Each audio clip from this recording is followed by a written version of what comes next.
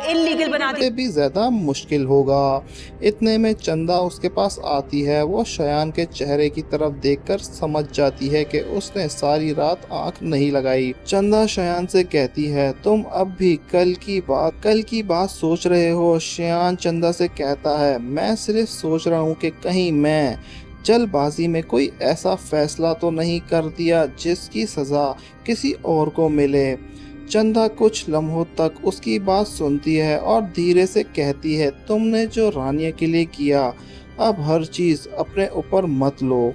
शयान खामोश हो जाता है। उसके चेहरे से लग रहा होता है कि उसके दिल में अब भी किसी अनजाने खतरे का एहसास हो। शयान कुछ लम्हों तक खामोश रहता है। चंदा उसके चेहरे पर नजर जमा कर समझ जाती है कि उसके दिल में अब भी बेचैनी खत्म नहीं हुई। चंदा धीरे से कहती है, तुम इतनी खामोशी से सिर्फ तब रहते हो जब कोई बात तुम्हारे दिल को अंदर ही अंदर खा रही होती है। शियान गहरी सांस लेता है और कुर्सी से उठकर खिड़की के पास चले जाता है। मुझे रानिया की फिक्र हो रही है। कल जो कुछ हुआ उसके बाद उसकी जिंदगी कभी पहले जैसी नहीं रहेगी। चंदा फौरन जवाब देती है, उसे वक्त की ज़रूरत है शयान, हर जख्म दवा से नहीं वक्त से भरता है। शयान उनकी बात सुनकर हल्का सा सर हिला देता है, लेकिन उसके चेहरे से साफ महसूस हो रहा होता है कि वो किसी और सोच में गुम है। इसी दौरान वजीर खान घर के अंदर आता है। उसके चेहरे पर परेशानी साफ नजर आ रही होती है। शयान फौरन उसकी तरफ देखकर पूछता है, सब ठीक है? वजीर खान कुछ देर खामोश रहता है और फिर धीरे से कहता है, ठीक तो कुछ नहीं है। कल के बाद से पूरे इलाके में सिर्फ एक ही बात हो रही है। शयान हैरानी से पूछता है, कौन सी बात? वजीर खान जवाब देता है, लोग कहते हैं कि वलीद खान इतनी आसानी से हार नहीं मान सकता, वो ज़रूर कोई नया कदम उठाएगा। यह बात सुनते ही कमरे में फिर से खामोशी छा जाती है। शयान कुछ लम्हों तक सर झुकाकर खड़ा रहता है, फिर वो धीरे से कहता है, मैं भी उसकी आंखों में वो जिद देखी है। वो सिर्फ मजबूर हुआ था, बदला नहीं था। चंदा फौरन बोल उठती है, इसलिए मैं चाहती हूँ तुम अकेले कहीं मत जाना, मुझे बिल्कुल कुछ ठीक नहीं लग रहा। शियान उनकी तरफ देखकर हल्का सा मुस्कुराता है, अगर हर डर से भागना शुरू कर दूं तो फिर शियान नहीं रहूंगा। चंदा उसकी बात का जवाब नहीं देती। उसे महसूस हो रहा होता है कि शियान फिर से मुश्किल रास्ते पर चलने वाला है। इसी वक्त घर के बाहर किसी गाड़ी के रुकने की आवाज आती है। सबकी नजरें दरवाजे की तरफ उठ जाती हैं। बाहर गाड़ी रुकने की आवाज सुनते ही शियान और वजीर एक दूसरे को देखते हैं।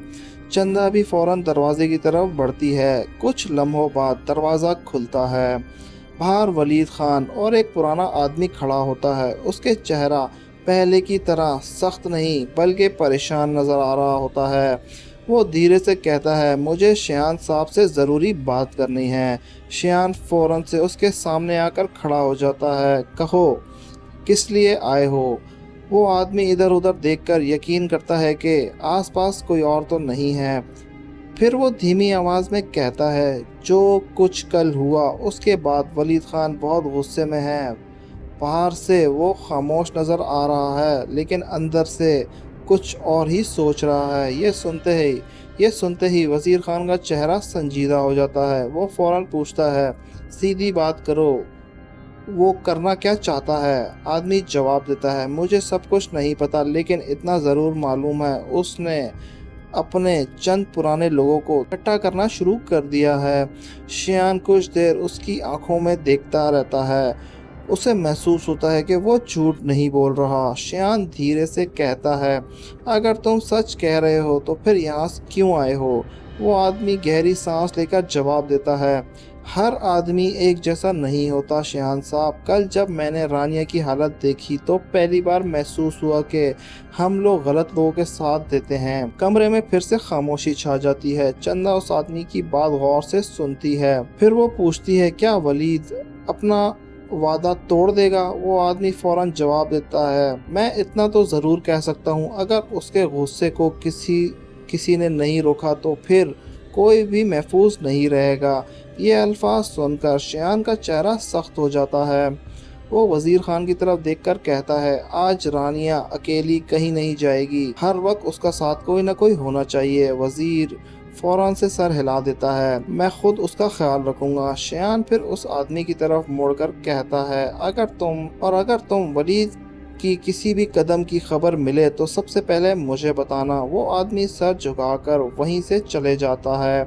उसके बाद चंदा परेशानी से कहती है, मुझे ये सब बिल्कुल ठीक नहीं लग रहा। आंधी आने से पहले ऐसे ही खामोशी होती है।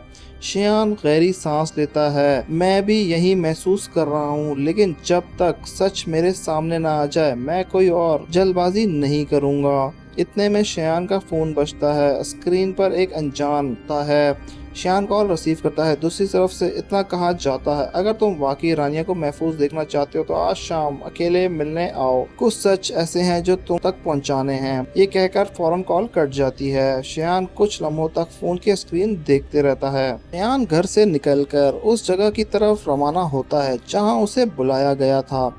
रास्ते भर उसके जहन में सिर्फ एक ही सवाल होता है, आखिर कौन और मुझे सच बताना चाहता है। कुछ देर बाद वो एक सुनसान जगह पर पहुंचता है। वहाँ दूर से एक शख्स उसका इंतजार कर रहा होता है। शियान उसके करीब जाकर कहता है, बोलो क्या बात करनी है।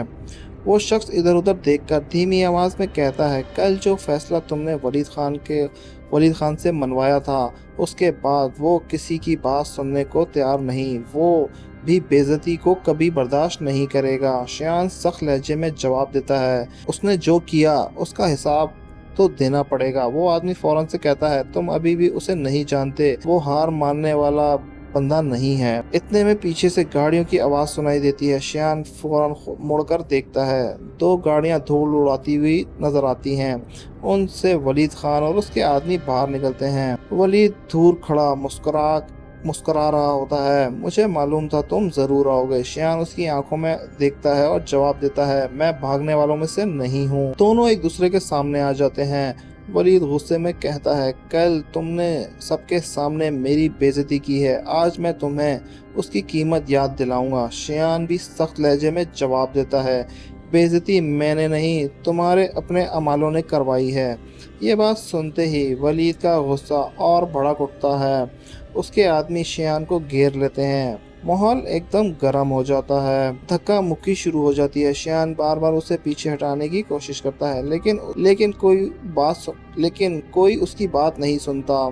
इसी अफरा तफरी में जोर से आवाज़ गूंजती है, गोली चल जाती है।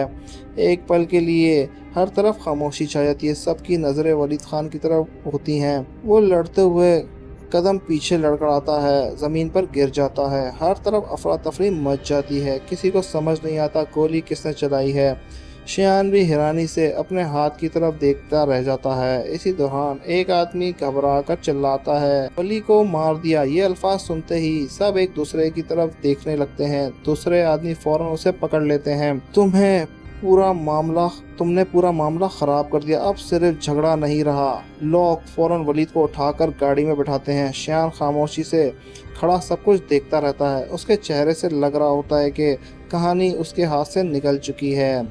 अगले ही दिन वलीद खान के घर के बाहर सब शोक का माहौल होता है। जनाजा उठाने से पहले एक करीबी रिश्तेदार सबके सामने कसम खाता है कि आज मैं वलीद खान के जनाजे की कसम खाता हूँ, जब तक उस कातिल का खून नहीं देखूंगा मुझे सुकून नहीं मिलेगा। ये अल्फाज दूर खड़ा शियान सुन रहा होता है। उसके चेहरे पर पहली बार एहसास होता है कि एक नई जंग शुरू हो चुकी है। और एपिसोड यहीं पे एंड हो जाता है। और अगर आपको हमारी वीडियो पसंद आई हो तो हमारे चैनल को लाइक सब्सक्राइब करना मत भूलिएगा। मिलते हैं नेक्स्ट वीडियो में, तब तक के लिए अल्लाह हाफिज।